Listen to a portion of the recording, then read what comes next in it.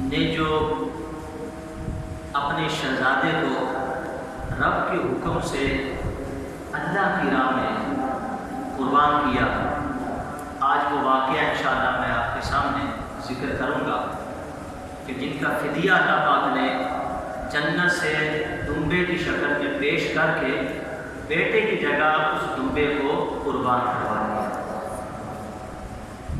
تو یہ جو مہینہ چل رہا ہے ذوالحجۃ الحرام کا یہ مہینہ ہے، اور ہمارا اسلامی جو پہلا مہینہ ہے وہ محرم الحرام کا مہینہ ہے۔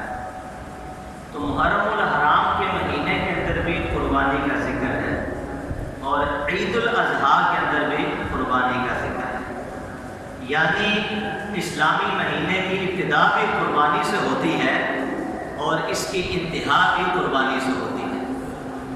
اور اسلام اپنے ماننے والوں سے قربانی مانگتا ہے۔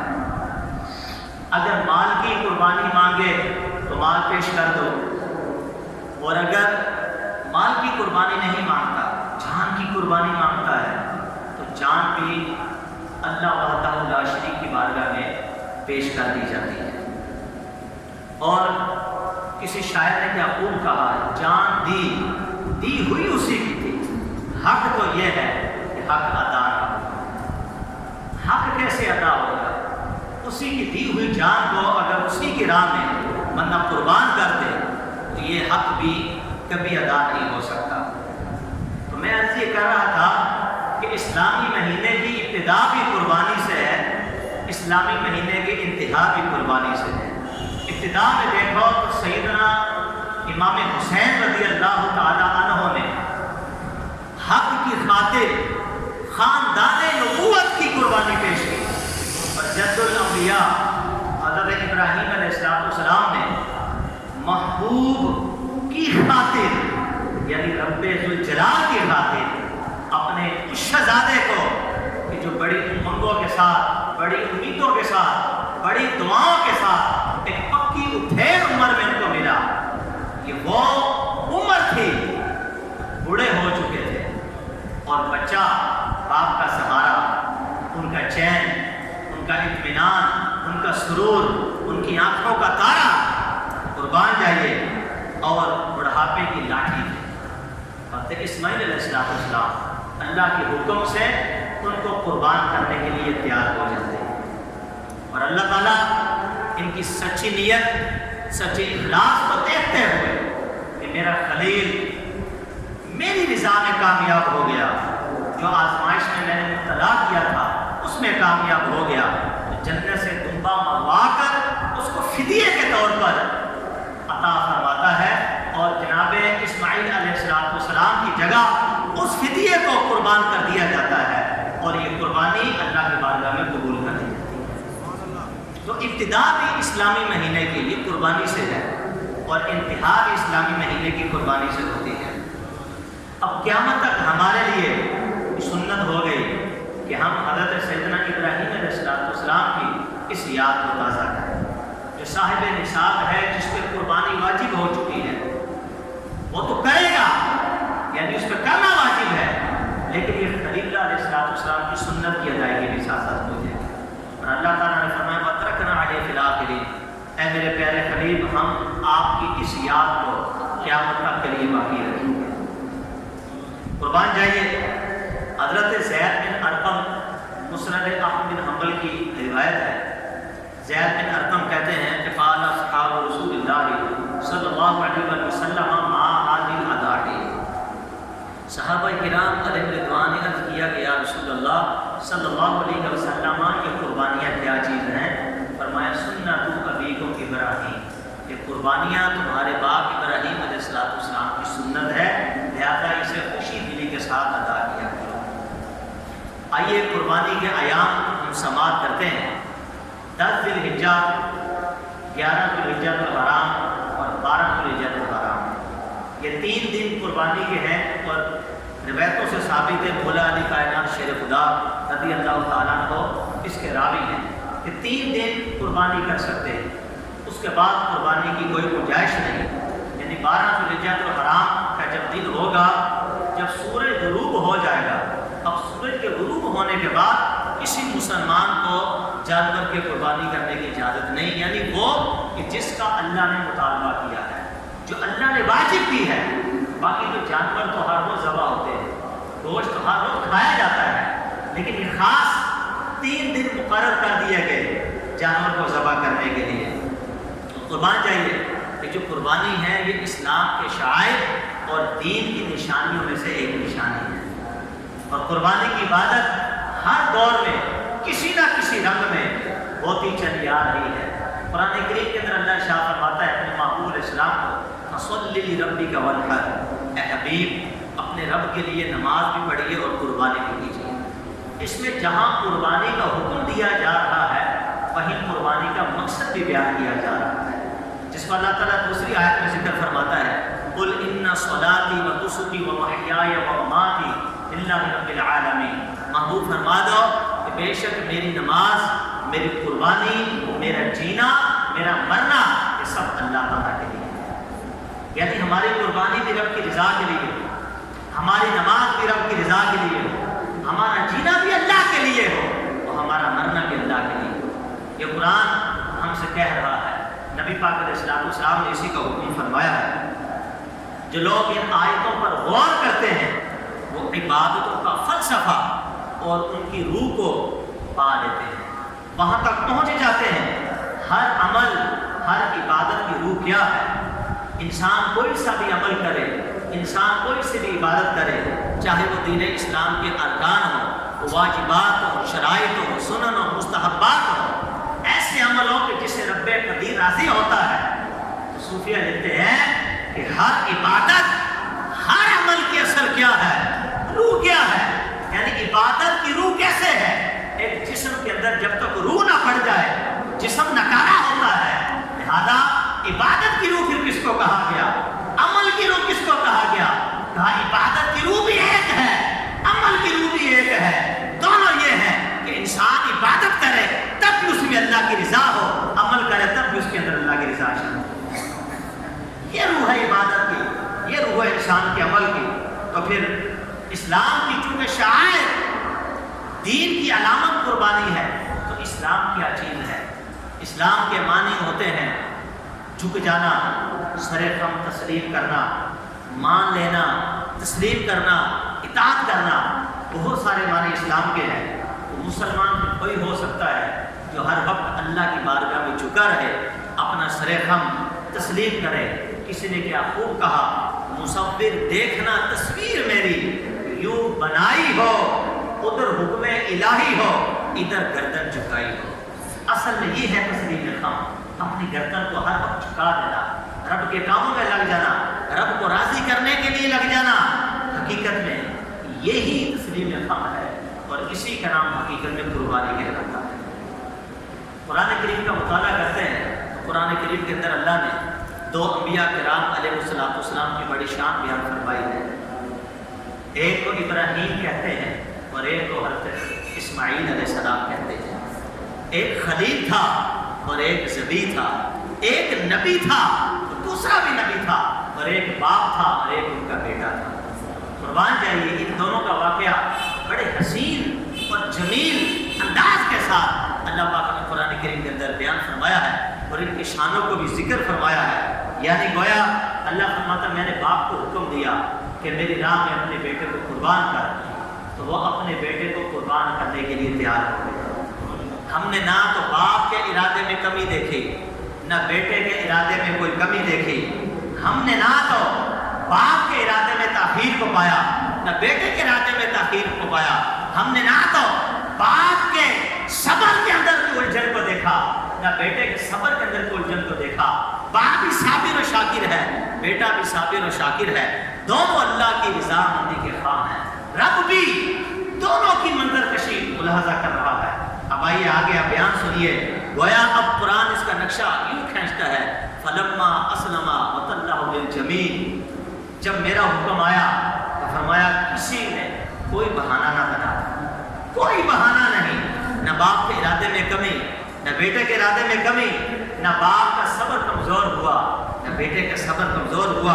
جب ابراہیم علیہ السلام نے اپنے بیٹے کو جبین کے بل زمین پہ لٹا دیا اور جب چھری چلنے لگی تو نیچے سے اسماعیل علیہ السلام بولے اور کہا ابا جان دیر کیوں کر رہے ہو، جلدی کرو اور مجھے اللہ کی راہ میں ذبح کر۔ علماء کرام نے جو کتابوں میں یہ واقعہ لکھا ہے میں مفہوم اس کو عرض کرنے کی کوشش کروں گا، اور فرماتے ہیں کہ مجھے جلدی ذبح کر دو، میں وعدہ کرتا ہوں نہ میں سسکی دوں گا نہ آواز نکالوں گا، کیونکہ میں خدا کا وفادار ہوں، میں اللہ کا وفادار ہوں۔ قربان جائیے، ارے یہ فیضان نظر تھا کہ مکتب کی کرامت تھی، سکھائے کس نے اسماعیل کو آداب فرزندی، یہ باپ بھی کمال ہے بیٹا بھی کمال ہے۔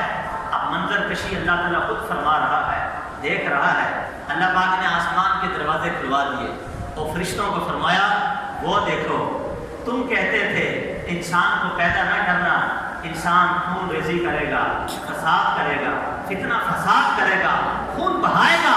تم نے تصویر کا ایک رخ دیکھا تھا، اب آؤ تصویر کا دوسرا رخ دیکھو۔ دیکھو وہ باپ اپنے بیٹے کے ساتھ کیا کر رہا ہے۔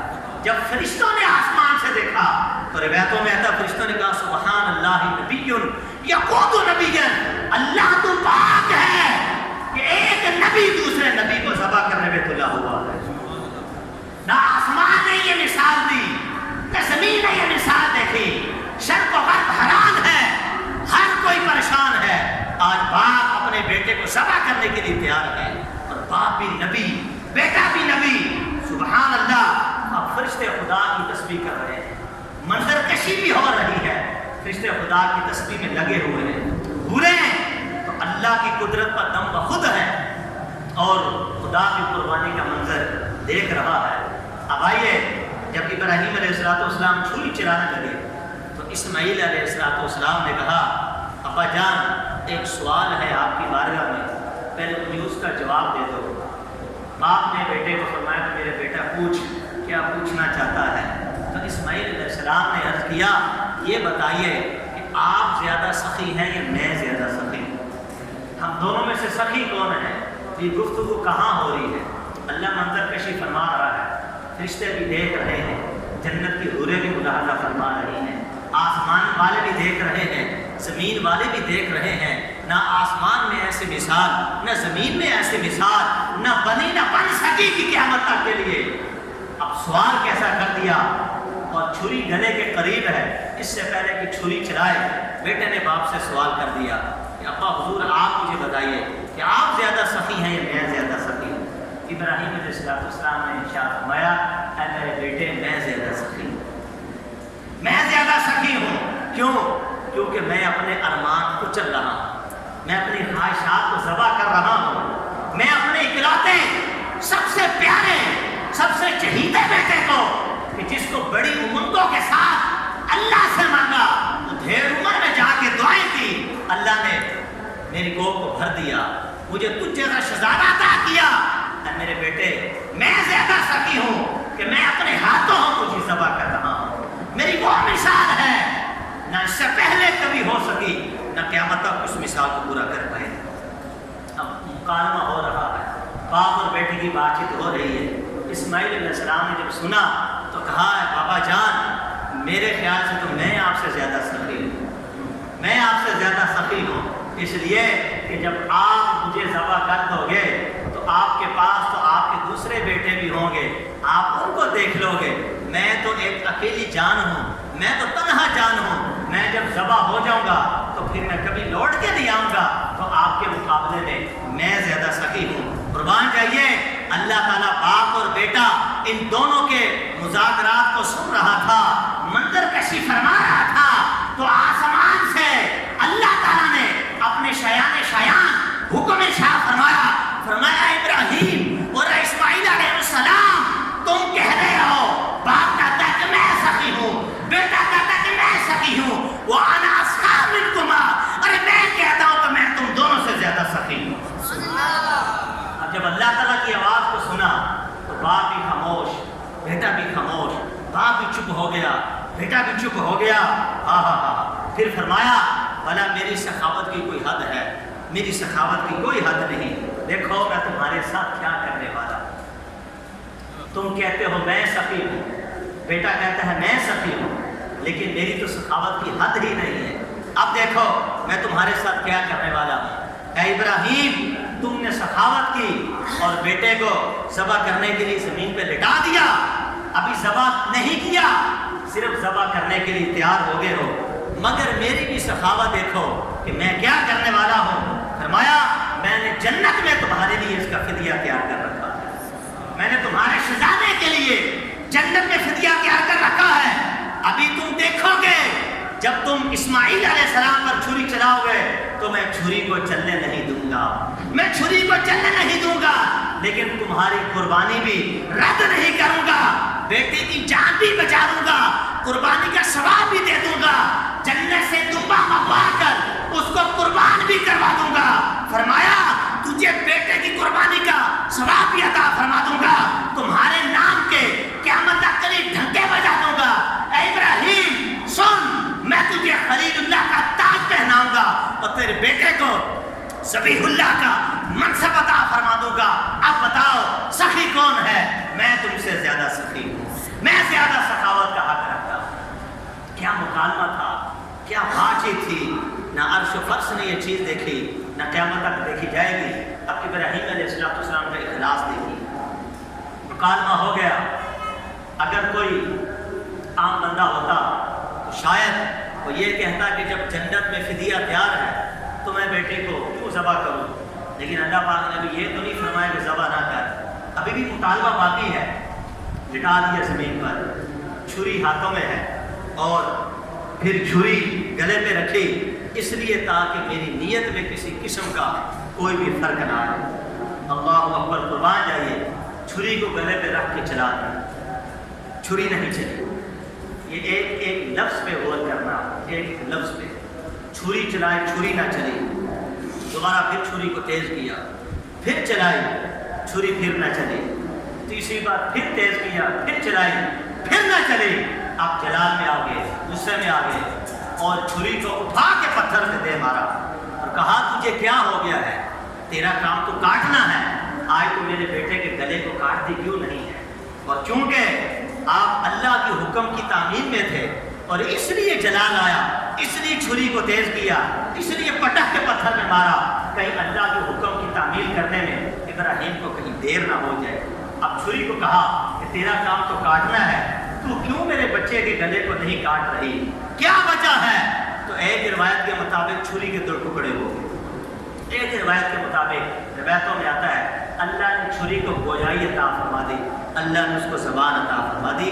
چھری نے بولا، چھری کہنے لگی اے ابراہیم علیہ السلام، اے میرے آقا، اے میرے نبی رسول، آپ مجھ سے کیوں ناراض ہوتے ہیں؟ آپ مجھے یہ بتائیے کہ جب نار نمرود میں آپ کو آگ کے اندر ڈالا گیا تھا تو اس وقت آپ نے آگ سے کیوں نہیں پوچھا کہ آگ تیرا کام تو جلانا ہے لیکن تو مجھے جلا کیوں نہیں رہی؟ ابراہیم علیہ السلام نے فرمایا کہ میں نے آگ سے پوچھا تھا، میں نے پوچھا آگ سے کہ تو نے مجھے کیوں نہ جلایا، تو آگ نے کہا کہ مجھے اللہ نے حکم دیا کہ میں تیرے جسم کا ایک بال بھی نہیں جلا سکتی۔ جب ابراہیم علیہ السلام نے عشق کے اندر آ کر اس بات کو آگے بڑھایا تو چھری نے کیوں مکالمہ کیا؟ چھری نے کہا ارے جس خدا نے آگ کو حکم دے دیا اس نے تیرے جسم کا ایک بال بھی نہ جلایا، اسی خدا نے مجھے 70 بار حکم دیا، اے چھری خبردار میرے اسماعیل کے ایک بال کو بھی نہ کاٹنا، تجھے قطعاً ضرورت نہیں، تو میرے نبی کے جسم کے ایک بال کو بھی نہیں کاٹ سکتی۔ اس نے کہا کہ جس خدا نے آگ کو حکم دیا تو آگ گلزار روشن ہو گئی، آپ کے لیے اسلام کی باتیں ٹھنڈی ہو گئی، اسی خدا نے مجھے حکم دیا تو میں حکم کی خلاف ورزی کیسے کر سکتی ہوں؟ میں کیسے اسماعیل علیہ السلام کے گلے پہ چل سکتی ہوں؟ یہ آزمائش تھی باپ اور بیٹے کی۔ جب اللہ نے دیکھا دونوں کی نیتوں میں کوئی فرق نہیں، دونوں کی نیتیں بھی سچی ہیں، دونوں کا اخلاص بھی سچا ہے، تو جبرائیل علیہ السلام کو حکم ارشاد فرمایا کہ جنت سے دبا لے جاؤ۔ جب چھری چلا رہے تھے تو اسماعیل علیہ السلام کو نیچے کھینچ لیا گیا، دنبے کو بچھا دیا گیا۔ ابراہیم علیہ السلام علماء لکھتے ہیں ابھی آنکھیں بند کر کے چھری پھیرے تھے، چھری پھر گئی، آپ سمجھیں کہ میرا شہزادہ ذبح ہو گیا۔ اب جب آنکھیں کھولی دیکھا تو شہزادے کھڑے ہو کے مسکرا رہے تھے اور دمبا ذبح ہو گیا۔ دمبا ذبح ہو گیا، اور اس وقت یہ جو کلام تھا جبرائیل علیہ السلام کا، ابراہیم علیہ السلام کا، اسماعیل علیہ السلام کا، وہ جو انہوں تینوں حضرات کا مجموعہ تھا وہ بنا تکبیر تشریق۔ کوئی تو بولا اللہ اکبر اللہ اکبر، کوئی بولا لا الہ الا اللہ اللہ اکبر اللہ وللہ الحمد۔ تینوں نے مل کر یہ الفاظ دہرائے اور اللہ نے اس کو تکبیر تشریق کا نام عطا فرما دیا، اور یہ تکبیر تشریق واجب ہے۔ احناف کے ہاں یہ 9 ذوالحجۃ الحرام کی عصر کی نماز سے شروع ہوگی اور پھر 13 ذوالحجۃ الحرام کی عصر میں ختم ہوگی، یعنی فجر میں شروع ہوگی۔ 9 ذوالحجۃ الحرام کی فجر میں شروع ہوگی اور 13 کی عصر میں ختم ہو جائے گی، یعنی ٹوٹل کتنے ہوئے؟ 5 دن۔ تو جماعت مستحبہ کے ساتھ، یعنی جو مسلمان جماعت کے ساتھ نماز پڑھے اس پہ کم از کم ایک بار تکبیر تشریق کہنا یہ واجب ہے۔ اور امام ابو یوسف رحمۃ اللہ تعالیٰ جو امام اعظم کے شاگرد ہیں، ان کے قول کے مطابق کوئی بندہ اکیلا بھی نماز پڑھے اس پہ بھی تکبیر تشریق واجب ہے، لیکن درست بات یہ ہے جو اکیلا نماز پڑھے اس پہ واجب نہیں لیکن سنت ضرور ہے۔ اچھی بات ہے کہ وہ بھی تکبیر تشریق کہے، اتنی آواز سے کہے کہ اس کے کان خود سن لے۔ تو یہ مسئلہ آپ نے سماعت کر لیا، تو لہٰذا اب پیر والے دن عید ہے، تو اتوار کی جب فجر کی نماز پڑھیں گے تو فجر کی نماز کے بعد یہ تکبیر تشریق کا آغاز ہو جائے گا، اور پھر اس کے بعد 5واں دن آئے گا، یعنی 13 ذوالحجۃ الحرام، اس کی اصل میں تکبیر تشریق کو ہم نے ختم کر دینا ہے۔ تو یہ تکبیر تشریق ان معنوں میں واجب ہوتی، اس مسئلے کو بھی آپ اپنے پیش نظر رکھیے۔ اب اللہ پاک نے فرمایا یا ابراہیم قد صدقت الرؤیا، اے ابراہیم تحقیق تو نے خواب کو سچا کر دکھایا۔ انا کذالک نجزی المحسنین، ہم اسی طرح محسنین کو بہترین بدلہ عطا فرماتے ہیں۔ اور منتخب آیات ذکر فرمائے وَفَدَيْنَاهُ بِذِبْحٍ عَظِيمٍ، کہیں فرمایا وَتَرَكْنَا عَلَيْهِ فِي الْآخِرِينَ، ہم تیری یاد کو قیامت تک کے لیے باقی رکھیں گے، قیامت تک کے لیے تیری یاد کو باقی رکھیں گے۔ اور پھر قربان جائیے، فرمایا سلام علی ابراہیم، اے ابراہیم تجھ پر اللہ کی طرف سے سلامتی، تجھ پہ اللہ کا سلام ہو۔ اللہ اکبر، کیا بات ہے! اب قیامت تک کے لیے جو بھی قربانی کرے گا، علماء لکھتے ہیں کہ جانور وہ ذبح کرے گا لیکن اللہ اسے بیٹا ذبح کرنے کا ثواب عطا فرمائے گا، اور جانور کوئی بھی ذبح کرے گا اسے تو اس کا ثواب ملے گا ہی ملے گا۔ ابراہیم علیہ السلام کے نام اعمال میں بھی اس ثواب کو داخل کر دیا جائے، اس لیے فرمایا وَتَرَكْنَا عَلَيْهِ فِي الْآخِرِينَ، ہم تیری یاد کو قیامت تک کے لیے باقی رکھیں گے۔ اب آئیے، قربانی کے ہم نے کچھ فضائل سنے، لیکن یہ بھی یاد رکھیے کہ قربانی نہ کرنے والے کا کیا ہوگا۔ نبی پاک علیہ السلام نے ارشاد فرمایا من کان لہ سعۃ، کہ جس میں گنجائش ہو، جو صاحب نصاب ہو تو قربانی کر سکتا ہو، ولم یضحی، پھر بھی قربانی نہ کرے، فرمایا فلا یقربن مصلانا، وہ ہماری عید گاہ کے قریب ہی نہ آئے۔ ڈانٹ ڈپٹ تاب سختی کی جا رہی ہے۔ گویا اس کا مفہوم یہ نکلا کہ نبی پاک علیہ السلام یہ فرمانا چاہ رہے تھے اس کو میری عیدگاہ میں آ کر میرے پیچھے نماز پڑھنے کی اجازت نہیں، اس کو روکو کہ ہماری عیدگاہ میں نہ آئے، کہ اس پہ قربانی واجب ہے، اس کے باوجود یہ قربانی نہیں کر رہا۔ اب قربانی کس کے اوپر واجب ہے؟ سوال یہ پیدا ہوتا ہے جو صاحب نصاب ہو۔ صاحب نصاب کون ہوتا ہے؟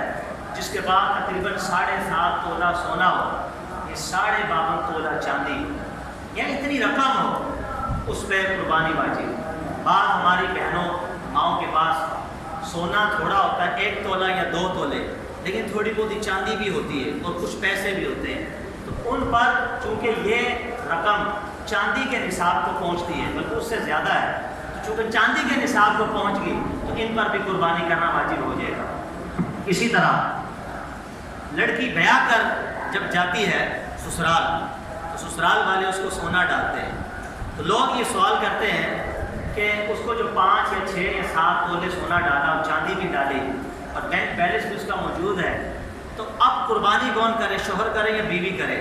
تو اس میں مسئلہ ذہن میں رکھیے گا، ایک ہوتا ہے کہ امانتاً تحفہ تنی امانتاً سونا دیا جاتا ہے، ان کے ہینڈ اوور نہیں کیا جاتا، یعنی عورت اس کی مالکہ نہیں ہوتی، قبضہ نہیں کرتی، تو ان معنوں میں تو سونا اس کا ہوا ہی نہیں، یہ تو شوہر کا یا اس کے سسر کا ہوگا، جس نے بھی دیا ہوگا، تو پھر قربانی ان پہ واجب ہوگی۔ لیکن اس طرح اکثر نہیں ہوتا، بلکہ یہ ہوتا ہے کہ جو لڑکی بیاہ کر آتی ہے تو سسرال والے خوشی خوشی سونا ہی اس کو دے دیتے ہیں، اس کے ہینڈ اوور کر دیتے ہیں، وہ اس کی مالکہ بن جاتی ہے۔ تو لہٰذا ایسی خاتون اسلامی بہن پر قربانی کرنا واجب ہو جائے۔ اب جیسے زکوٰۃ کے لیے پورا سال گزرنا شرط ہوتا ہے اور ایک نصاب اس کے پاس سال گزرنے کے بعد بھی موجود ہو، لیکن قربانی میں یہ شرط نہیں ہے۔ قربانی کے جو 3 دن ہے 10، 11، 12، 10 ذوالحجۃ الحرام کو عید ہوگی، یعنی پیر، منگل اور بدھ، ہمارے چونکہ پیر کو یہ عید ہوگی، تو 3 دن میں اگر کسی بندے کے پاس حاجت اصلیہ کے علاوہ، حاجت اصلیہ یعنی کہیں سے اتنی اماؤنٹ آ گئی کہ جو ضروریات گھر کے کام ہے، راشن ہے، کپڑا ہے، وہ سب لے آئے، اور پھر بھی اس کے پاس جو ہے تقریباً 39 سے 40 ہزار، یعنی میکسیمم، کیونکہ اس کا ریٹ کم زیادہ ہوتا رہتا ہے۔ ابھی جو فی الحال 52.5 تولہ چاندی کا جو ریٹ ہے وہ اتنا ہی تقریباً بنتا ہے، 38، 39، 40 ہزار، 41، 42 ہزار، انہی کے بیچ میں فگر ہے۔ تو 39، 40 ہزار کا اگر آپ میں سے یا کسی بھی مسلمان کے پاس اتنی اماؤنٹ آ گئی، ان 3 دنوں میں اس پہ قربانی کرنا واجب ہو جائے گا۔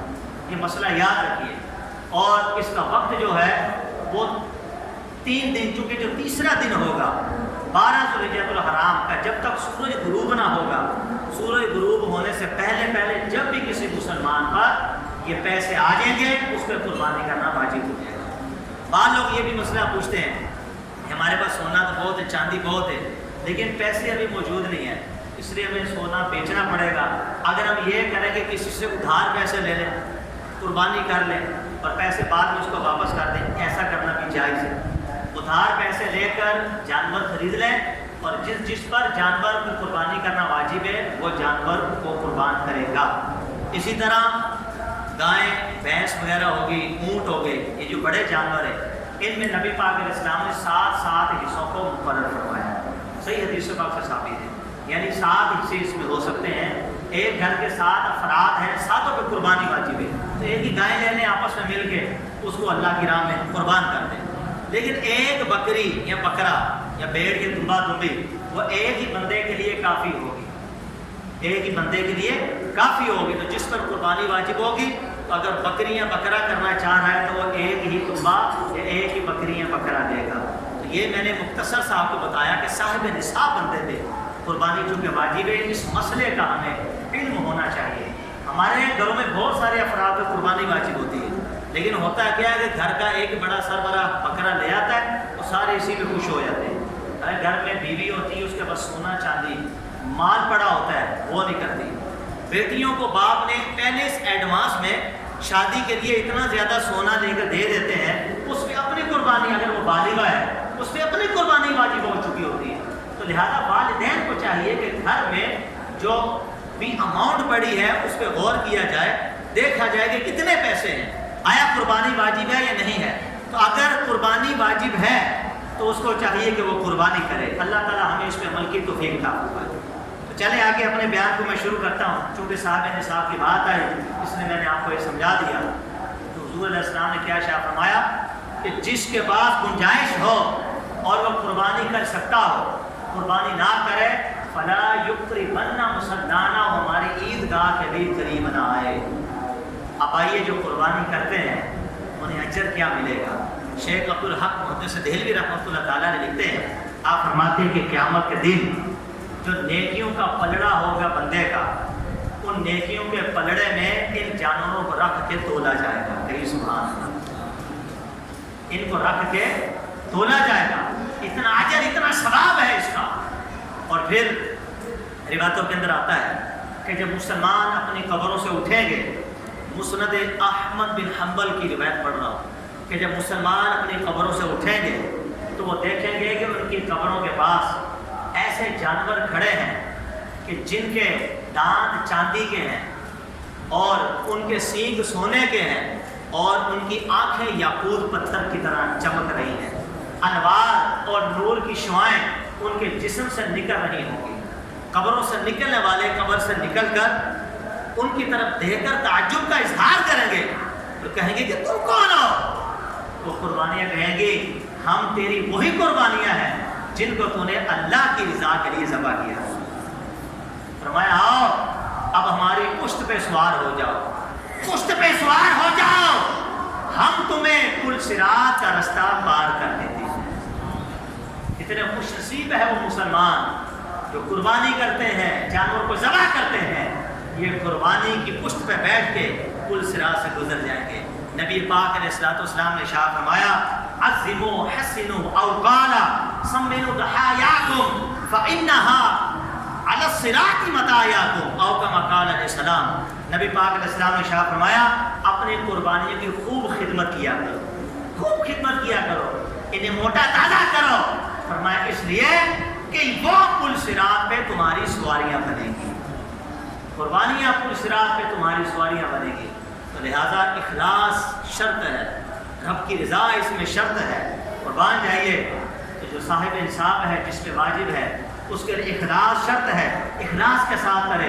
پھر ایک اور روایت کے مطابق نبی اکرم شفیع معظم صلی اللہ علیہ وسلم نے ارشاد فرمایا کہ جو بندہ قربانی کرے گا اس کو قیامت کے دن ہر قربانی کے ایک ایک بال کے بدلے میں ایک ایک نیکی عطا کی جائے گی، اور ایک اور روایت میں آتا ہے کہ ایک ایک بال کے بدلے میں 10 نیکیاں، اور ایک ایک بال کے بدلے میں 10 گناہ ان کے مٹا دیے جائیں گے۔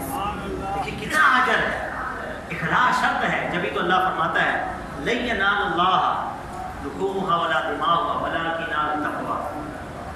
اللہ تعالیٰ کو ہرگز نہ تو اس کا گوشت پہنچتا ہے نہ خون پہنچتا ہے، فرمایا ہاں لیکن تمہارا تقوی پہنچتا ہے، اور تقوی اخلاص شرط ہے۔ یعنی متقی ہم کسے کہیں گے؟ جس کے اندر اخلاص ہوگا، جس میں اللہ کی رضا ہوگی۔ جو اللہ کی رضا کے لیے نہ کرے، آج کل بڑے بڑے جانور لیے جاتے ہیں، 10 لاکھ کا، 20 لاکھ کا، 50 لاکھ کا، 60 لاکھ کا، اس کی پکچر لے کر اپلوڈ کر دی جاتی ہے فیس بک پہ، یوٹیوب پہ، ٹویٹر پر، اسی طرح واٹس ایپ پہ دکھائی جاتی ہیں۔ خاندان والوں کو بلایا جاتا ہے کہ دیکھو ابا نے اتنا بڑا جانور لیا۔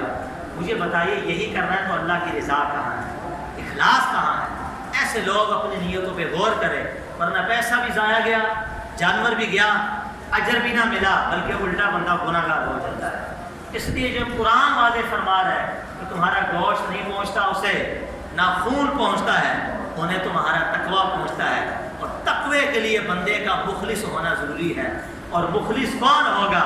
جو جانور ذبح کرے تو اللہ ہی کی رضا کے لیے ذبح کرے۔ اور یہ بھی یاد رکھیے کہ جب جانور ذبح ہو تو مستحب یہ ہے کہ اس گوشت کے 3 حصے کر لیے جائیں۔ کتنے حصے؟ 3 حصے کر لیے جائیں۔ ایک حصہ اپنے گھر میں استعمال کیا جائے، ایک حصہ اپنے رشتہ داروں میں، اور ایک حصہ غریبوں اور فقیروں میں تقسیم کر دیا جائے۔ ہمارے ہاں ماجرا ہے، اور اللہ معاف کرے بڑی بے سکونی ہے، لوگ بڑا بے تکلف ہو کر، جو لوگوں کو بھی چاہیے کہ جو مانگنے والے وہ بھی خیال کریں، وہ بھی اپنی عزت کا خیال نہیں کرتے۔ ہر کوئی جا کے دروازے کو دستک دے رہا ہوتا ہے اور گوشت مانگ رہا ہوتا ہے۔ مانگنے سے اللہ نے منع کیا، مانگنا حرام ہے۔ مانگ کون سکتا ہے؟ جو مسکین ہو۔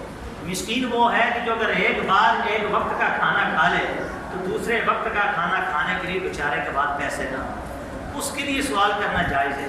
فقیر کو بھی سوال کرنا جائز نہیں جب تک عذر شرعی نہ ہو جائے۔ ہمارے یہاں تو بس بہت ہی خطرناک معاملہ ہے، ہر کسی کو دیکھو، عورتیں کیا، بچے کیا، بڑے کیا، لوگوں کے گھروں کو بجا بجا کے گوشت مانگتے۔ چلے یہ تو مانگ رہے ہیں، اب دینے والا کیا کر رہا ہے؟ معاذ اللہ گالیاں دے گا، دھکے دے گا، یا وہ گوشت جو کھانے کے قابل نہیں ہوتا اس کو شاپر میں ڈال کے ان کو دے دیا جاتا ہے۔ مجھے بتائیے اخلاص کہاں گیا؟ اخلاص کہاں گیا؟ یہ کیا اس لیے کیا تھا کہ فریجوں کے اندر 2 ماہ تک گوشت رہے معذرت کے ساتھ؟ آپ اور میں، اور جہاں یہ پیغام جائے گا، یوٹیوب فیس بک میں میرا یہ بیان چلتا ہے، جن لوگوں تک یہ میسج پہنچے گا مجھے بتائیے وہ کیا کر رہے ہیں؟ فریجیں ہماری 24 گھنٹے چلے گی اور گوشت ہی گوشت، اور ہم خود آوازدار ہو جاتے ہیں، ہم ہر روز گوشت، مزہ ہی نہیں آ رہا۔ ارے اگر یہی کسی غریب کے پیڑ میں جاتا تو وہ تیرے لیے دعا کرتا، اللہ تجھے کتنا اجر عطا فرمائے۔ ارے جانور تو ہر روز ذبح ہوتے ہیں، گوشت تو ہر روز کھایا جاتا ہے، لیکن جو مقصود تھا، اللہ جو تجھے دینا چاہ رہا تھا تو وہاں تک پہنچا ہی نہیں۔ تو نے اخلاص کو اپنے قریب ہی نہیں آنے دیا، اور تو صرف دنیا کو دکھانے کے لیے اور پیٹ کو بھرنے کے لیے ذبح کرتا رہا۔ تو یاد رکھ ایسی قربانی اللہ کی بارگاہ میں کبھی بھی قبول نہیں ہوتی، اور ایسی قربانیوں کو اللہ کی بارگاہ میں مردود کر دیا جاتا ہے۔ اب آئیے آخری مسئلہ سماعت کیجیے کہ قربانی ہم کرتے تو ہیں، لیکن اس کے جانوروں کی ہمیں کچھ نہ کچھ جانکاری ہونی چاہیے۔ یعنی ایک دو مسائل میں ذکر کروں گا، انشاءاللہ بقیہ عید کی نماز کو باقاعدہ اس کے مسائل کو ذکر کیا جائے گا۔ ہم جانور تو لے کے آتے ہیں، ہمیں عمر کا پتہ نہیں چلتا، وہ کھیرا کہہ کے دھوکہ دے دیتے ہیں، دانت جڑ جاتے ہیں۔ اصل پیشان اس بکرے کی ہے کہ جس کے 2 دانت لمبے نکلے ہوتے ہیں نیچے سے، وہ اپنے پہلے والے دانت توڑ کر پھر نکالتا ہے۔ یہ اس بکرے کی 1 سال عمر ہونے کی علامت ہوتی ہے۔ آج لوگ بڑا دھوکہ دیتے ہیں، بہت زیادہ۔ اچھا، جن جانوروں کی عمر بہت زیادہ بڑی زیادہ عمر والے بھی لوگ نہیں رہتے، یار یہ تو کھنڈی مائی لگتی ہے، جانوروں کو جو کہتے ہیں، معاذ اللہ ان کے سینگ ہی اکھاڑ کے پھینک دیتے ہیں۔ بڑے بڑے سینگ ہوتے ہیں نا، اکھاڑ دیتے ہیں، نکال دیتے ہیں تاکہ کسی کو پتہ نہ چلے کہ ان کی عمر زیادہ ہے۔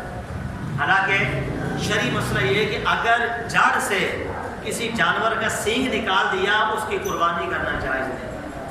اسی طرح دانت تھے لیکن سارے جڑ گئے، اس کی بھی قربانی جائز نہیں۔ اندھا ہے، اس کی بھی جائز نہیں۔ ایسا کانا کہ جس کا کانا پن ظاہر ہو چکا، اس کی بھی جائز نہیں۔ اچھا، اسی طرح وہ جانور کہ جو پیشاب پیتا ہے نا، اس کے جسم سے عجیبی قسم کی بو آ رہی ہوتی، اسے گلی کے کونے میں باندھ دو، پوری گلی ڈسٹرب ہوتی ہے اور وہ پیتا ہی پیشاب ہے، ایسے کو جلاد کہا جاتا ہے، تو اس کی بھی قربانی کرنے سے فقہاء کرام منع فرماتے ہیں، اس کی قربانی بھی نہیں کی جائے گی۔ اچھا، اسی طرح تھن ہے کسی کے، خشک ہو جاتے ہیں، کٹ گئے تو بھی قربانی نہیں۔ بکری میں 2 تھن ہوتے ہیں، ایک خشک ہو گیا اس کی نہیں ہوگی۔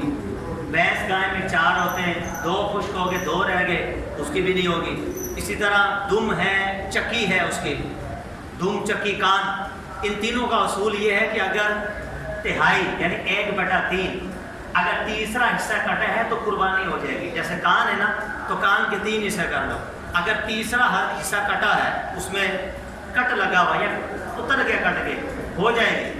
لیکن اگر تیسرے حصے سے زیادہ کٹ گئی تو اس کی بھی قربانی نہیں ہوگی۔ اتنا کمزور کہ جو چل نہیں سکتا، جس کے گھٹنوں میں مغزی ختم ہو چکا، جو کھڑا ہی نہیں ہو سکتا، جو کھاتا پیتا ہی نہیں، پاگل ہے بالکل، اس کی بھی قربانی نہیں ہوتی۔